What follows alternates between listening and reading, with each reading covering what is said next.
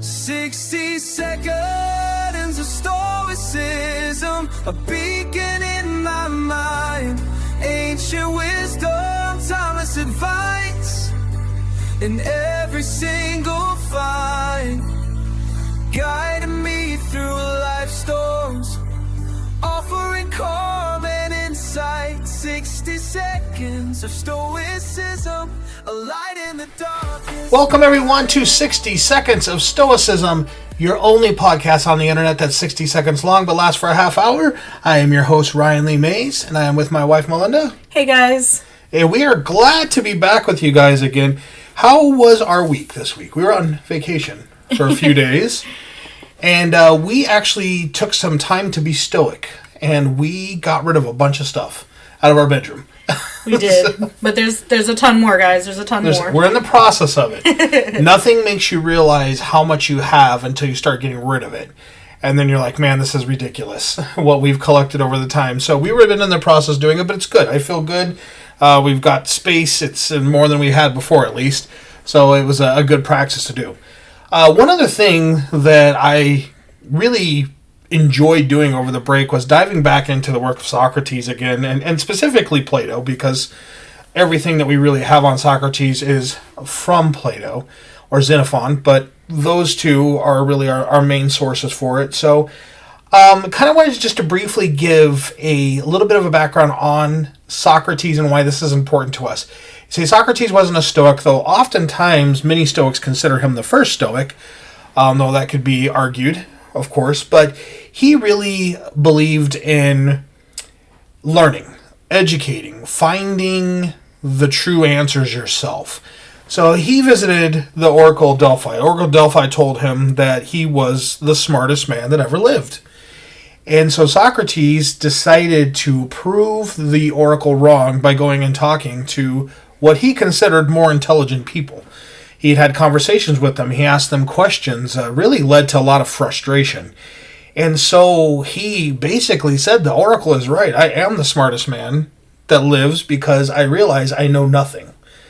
And that really comes to the point of Socratic wisdom, where we can understand that we cannot take people's words for what they say.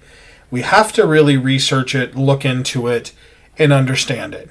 And I think this is one of those Stoic virtues of courage, being able to stand up to things and saying, I'm not going to take it because you tell me. I'm going to get my own knowledge, my own understanding on this, and then be able to defend it to people. Mm-hmm. Have you ever had one of those people that tells you their opinions and then you ask them why, and it throws them off guard? Yeah, completely. I've had that. And it's kind of funny that we're on this subject too, though, because I was talking to a coworker this morning, and I'm not going to say names or what, but it's almost relating to this subject because, you know, she's a part of a board for a certain organization that she's involved in, and yeah, it kind of relates to questioning people that are in authority, and you know, them saying back, you know, who are you to question, even though she's a part of a board, and knowing her rights and things like that, knowing just kind of her place and how to bring about things that don't seem right, you know. Right. So. No, that's good. And that we have to do that. It's our responsibility. If we are going to be students of Stoicism, we have to have the courage to look into things. And people think that Stoics had no want to be into politics and they just kind of kept to themselves or whatever. No, they were politicians. Socrates is telling us to do what the Stoics did. We think about Seneca, he was a politician, and he questioned Nero all the time. Not only did he help train Nero, but then looked at him and said, this guy is a buffoon, and a lot of times went against the things that Nero said, and eventually it cost him his life. So we have to be able to have that courage to question things. Yeah. And go forward. Especially because, you know, we can... There can be some negativity that can come from, or negative consequences that can come from challenging people that are in positions of power. Mm-hmm. So you want to try to do the same thing, but then at the same time, there's a way to do it. Very good. Negativity can come from that as well. Well, that's very good. And kind of want to talk about, for just a second, the conversations that Socrates had with his student Plato. So two names that we know, we hear them all the time. Plato had great respect for Socrates. they talked about societies that succeeded, the things that they did that were good. They examined them and they put them up against Athens. And we look at Athens to defeat to Sparta, and Sparta is the smaller, maybe less equipped, army, and then they go up against Athens and they defeat them, and they're like, why? We don't understand. Athens should have won this battle. They've been known for years for being warriors, and Socrates himself was a warrior. He was a soldier. So why was Athens defeated?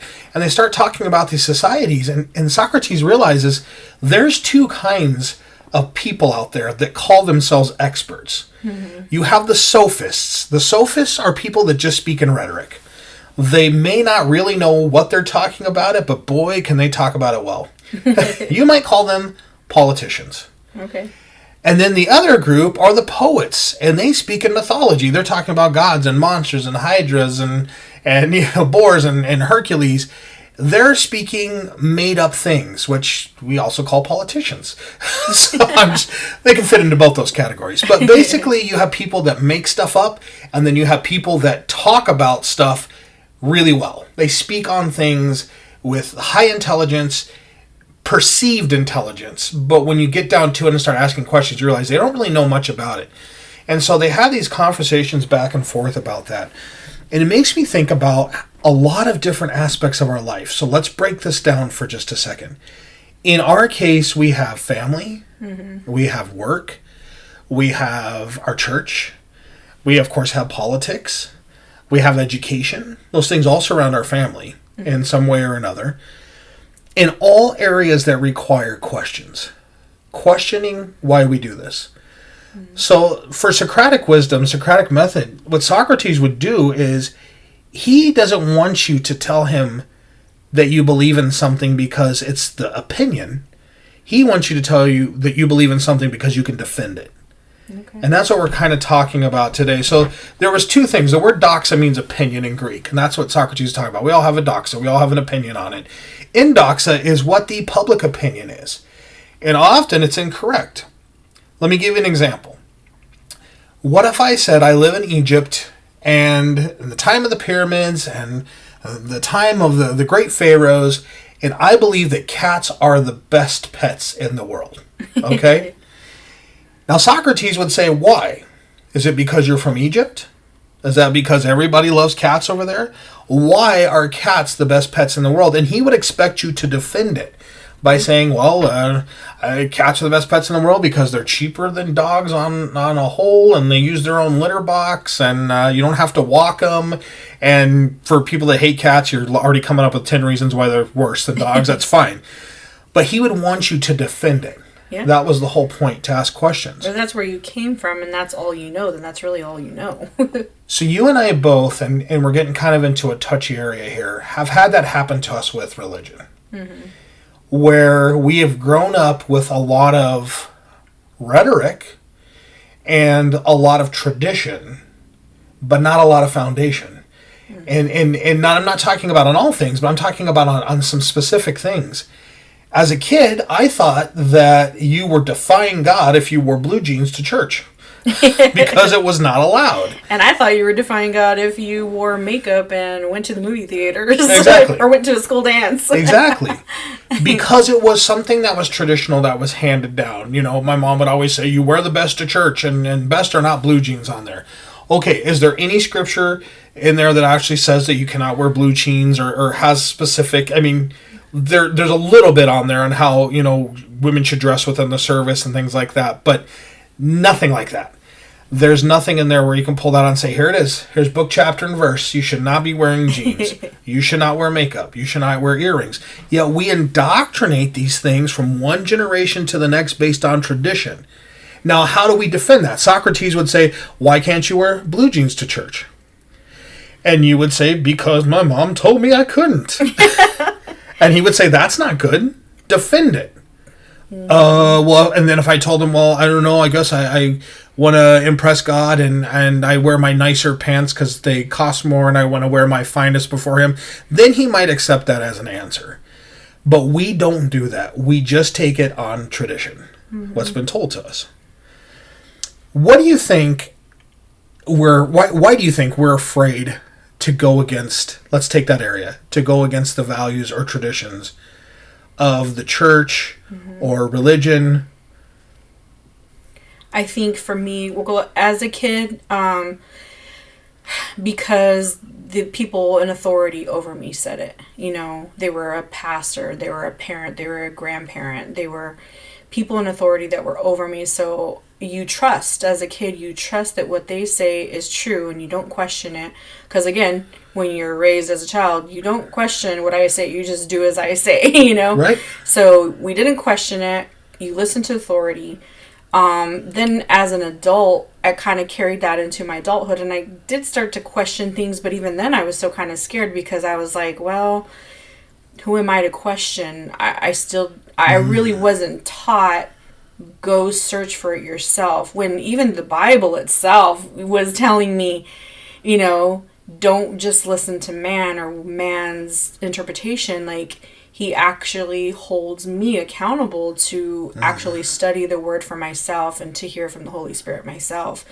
And so even as an adult, like, there was still that fear of veering from still like searching for it on my own or even knowing how to do it. But still, you know, I didn't want to ruffle feathers. There, that's good. Yeah, you know, I think that's it. I didn't want to tell everybody, hey guys, I respect you, but I was the kind of person that didn't want to like cause, an argument or, things like that. So. And that's why you're the good one in this relationship. Because I was a brat. I was like, show me the verse. Show me where it says that. And I had a grandmother that knew the Bible back and forth and every other way, and she could show me the verse a lot of times. But there were some times that she couldn't. And that's something that's really important. I think we need to do that and everything. But you said a couple things I really want to circle back to. One, you said you didn't feel like you were good enough to challenge the authority.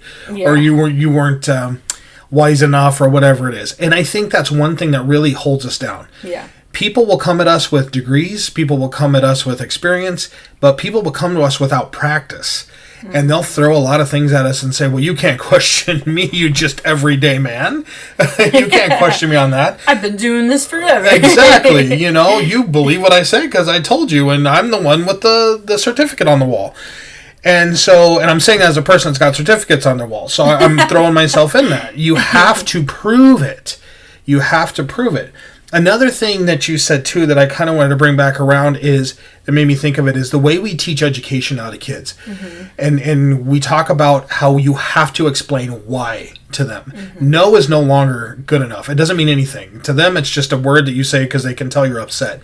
But when you're explaining it to them, like Socrates would ask, explain your position to them and say, I don't want you to run in the house with your shoes on because I got white carpet and it'll leave mud stains. You can go run in the backyard. Now they understand. This is the reason why. Or you can fall and you'll hurt yourself and you'll break your arm. Or you're explaining it to even smaller kids. Exactly. So we have to come up with our own defense on everything. And again, this is a very Stoic concept of having the courage to do that, especially in the times now with political climate. There are people that on both sides of the MAGA bandwagon that will say something and will say, prove it. Prove it. Are you a mythologist? You believe in a bunch of things that don't exist and are not there because it sounds great and wonderful? Are you a sophist because you believe so much into the rhetoric that you're just like, well, this sounds good. I'm going to go with this person. Or have you done your research? You've taken the time to look things up. You've talked to people that matter. You read scholarly articles and peer-reviewed. Guys, scholarly articles, peer-reviewed. You can go to Google Scholar, which is not the greatest source, but go there and start there. Hint. No TikTok, no Facebook, no those articles, forget them. Go read actual articles from people that have spent years researching and coming up to conclusions, and then you can inform yourself. And when you have to provide a defense for someone, you have a viable defense. And you're not just, I'm doing it because everybody else is doing it. Or I like how orange his skin is. Whatever it is that you're on the bandwagon. It's got to be a credible source. Exactly. So that's really, really important for that. I kind of want to switch a little bit to Plato. Because Plato Republic, if you don't have Plato's Republic in your bookshelf, you should. You should get it. We have at least 1 or 2 copies in ours here. But Plato really brings a lot of his back and forth conversations with Socrates to light and talks about this thing where form stays the same but appearance changes. And how we can think something is a certain way, but then it's changed, but it really isn't changed. Just the appearance of it changed. Heraclitus, I think it was, that said that a man never steps in the same river twice, because either the man has changed or the river has changed when he steps in it the second time. And you think about that, you're like, that's true. So we really have to examine how society affects us and how we believe. Really think about your major positions in life right now, how you do believe politically, how you believe spiritually, education-wise, how family should be. Think about where you stand, and we're going to talk about the allegory of the cave. And if you've ever taken a psychology class, you know this, and you can probably recite it in your sleep, but Plato wrote this allegory of the cave, and I'm going to kind of explain it if you've never heard it before. It's a story or a scenario, if you will. But there's a cave, and deep in the cave there are prisoners that are chained up. And now behind the prisoners there's a wall. It's a kind of a barrier wall, a half wall, but there's still space around it for light to come through. On the other side of the wall there's a fire. And as the fire flickers, it casts shadows from the opening of the cave and other things that go by on the wall. And the people see these shadows and they think of them as reality. They're almost like living things. They don't understand what's causing this. Mm-hmm. What are these masses? Are they, or maybe, I'm just kind of alliterating on all of this, but, are these giants and monsters and creatures, or what are they? There's these amazing shadows. Well, one day, one of the prisoners breaks free. And he gets over the wall and he realizes there's a fire there. And he gets past the fire and he goes out the opening of the cave and he becomes free. He sees the sunlight. It's beautiful. He understands that these aren't monsters. These are just people walking by. Mm-hmm. And he decides to go back into the cave and tell those people, those prisoners there, hey, I've seen the light. I've seen the other side. And they mock him. They ridicule him. They call him, a moron. Because we see the shadows, and we as a group have determined that this is reality, and you're trying to tell us something different. You're a crazy person. So what Plato's trying to do with his allegory is he is trying to teach us to question society, question everything in our lives, to find a defense, as Socrates would say, and to really understand what that is. But he also tells us in that story that you will be ridiculed for going against the grain. You are, because you're questioning authority. And so that's why they don't want to teach or encourage to question, because then that person loses their power. Sometimes. No, that's absolutely true. I think a lot of times we are so willing to accept appearance as the reality. And again, Plato tells us the form stays the same, but the appearance changes. Mm-hmm. So by taking this little allegory, let's bring another thing in. Family. Mm-hmm. How should family be raised? This might be a soapbox moment here, so I apologize for that. But we know tales of family members that have been taught the wrong thing by the grown-ups in their lives, the adults in their lives, the parents in their lives. Mm-hmm. They've taught to abuse their children. They've taught to abuse their wives. They've been taught that they are the ruler of all things, and that gets perpetuated nonstop. It's over and over again, from one generation to the next, until finally somebody has a Plato moment. They have a cave allegory moment and stands up and says, I don't think this is right. No. And it's the only way that a course can be changed. Where are you at right now with your family? Have you gone through that? Maybe it's been a generation or two before you that's gone through that, and they've raised you the right way, and they've taught you respect and understanding and love. Or, if you're listening to this podcast right now, are you one of those people still stuck down in the cave? That's still listening to the same lies, the same rhetoric, that's believing the same mythology that's been told to you generation after generation, and you're getting ready to hand that on to somebody else. It's a big gut check. Yeah, and what's scary is we hand it down to our children, like you said, and then it goes from generation to generation. Yeah, absolutely. So I think taking all of this in and having that courage to stand up, we have to go back to the words of Epictetus that says if you want to accomplish something in life, you have to be willing to be thought of as a fool. And that is kind of our Stoic quote for the day.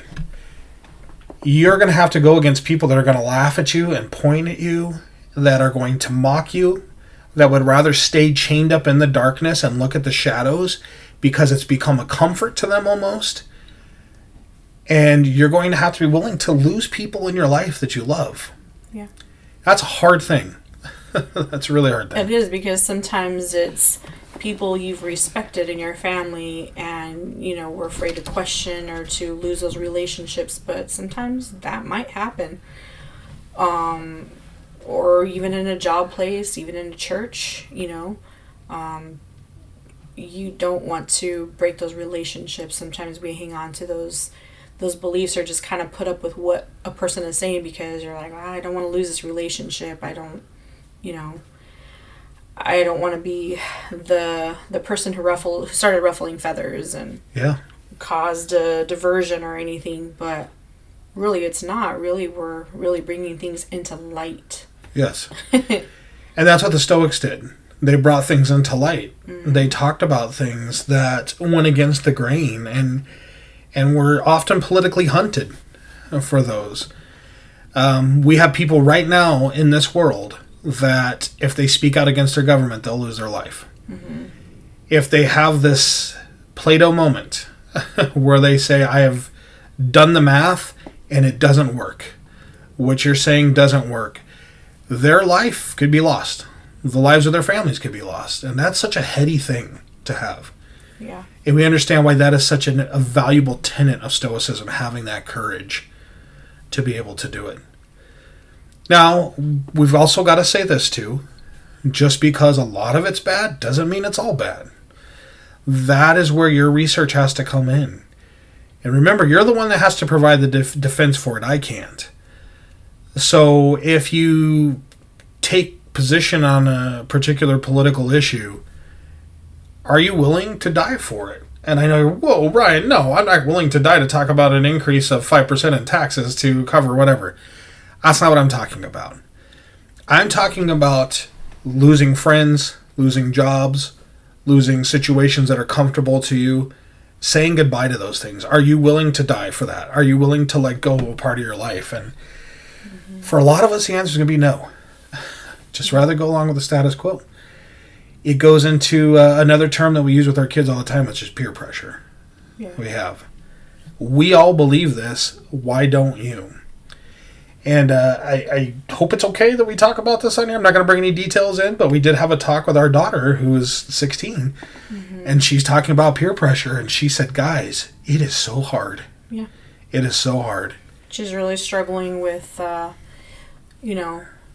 a surrounding of people in her school that are, being peer pressured or just, involved in situations that they shouldn't. Again, we're trying not to. Yes. But she did. She said, she was just like, guys, this is really hard. She's like, I'm really trying really hard to be involved or to find other ways to distract myself or to avoid those situations that she feels like her generation is just very influenced, very, very influenced. Yes. And she's like, it's everywhere. It's everywhere I go, everywhere I turn, and it's right there in front of my face, and it's hard to stay away from those things. I love it. It was such a Stoic moment. Everything you said there too that she said is saying that, she's up against something, she's having the courage to challenge it, but she's also using the wisdom to know what I can and can't control. Mm-hmm. And she says, okay, I can't control this, but I can do this. Yeah. I can avoid them if they're doing this, or if they're trying to get me to do this, then I can find another friend group or whatever. I can control those things. I can't control who they are and how they're going to act to me. So it's really great to see someone who is so young still use those concepts in such an effective way for that. True. So, all right, guys, we're about 25 minutes, so I pretty close to it. I want to wrap up really quick, and I just want to say this. I want to challenge everyone this week to have courage to think of something in your life that you have questioned and pursue that question. It might be something that's just been in your back of your mind, like, I don't know if I really believe that. I don't know if I really think that's true. I don't know if there's any grounds for that, any basis for that thought or that belief, and deep dive into it. I tell you to talk to people about it. You say, well, why am I just getting opinions? Am I just getting that doxia, where they're just giving their opinion on it? No, talk to people who have lived through it and that have gone through it and have been there firsthand, whatever it is that you decide to do. As an educator, we are questioning now more than ever how education is taught, how education is done in school. We're throwing pens and papers in the garbage, and we're upsetting the entire system by saying now we're going to learn more, hands-on, and we're going to learn more, visually, and we're going to, have these shared experiences, and every time we do that, we're using that Socratic method of asking questions, coming up with our own thoughts and solutions on those, and saying, I can defend this. Having our Socratic wisdom with that. So, challenge something this week. I'm going to pick something. I don't know. Maybe we'll talk about it next week. Maybe we won't. But I'm going to pick something, and I invite you guys to do the same. Pick one thing that you've always questioned and pursue it. Deep dive on it. All right. That is our show.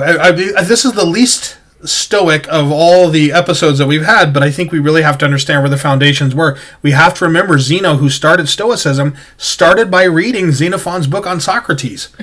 He read about Socrates and this is amazing. I want to be like this man. I want to know more like this. So it's good to have Socrates at the forefront and kind of go from there. So, all right, thank you guys very, very much. We appreciate it. Of course, thank you for subscribing and for listening and for sharing the podcast and asking questions and topics that you want to have. So please keep throwing those out. We appreciate it very, very much.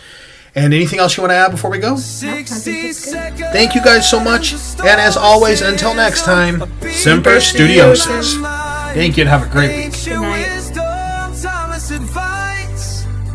In every single fight, guiding me through life's storms, offering calm and insight. 60 seconds of stoicism, a light in the darkest night.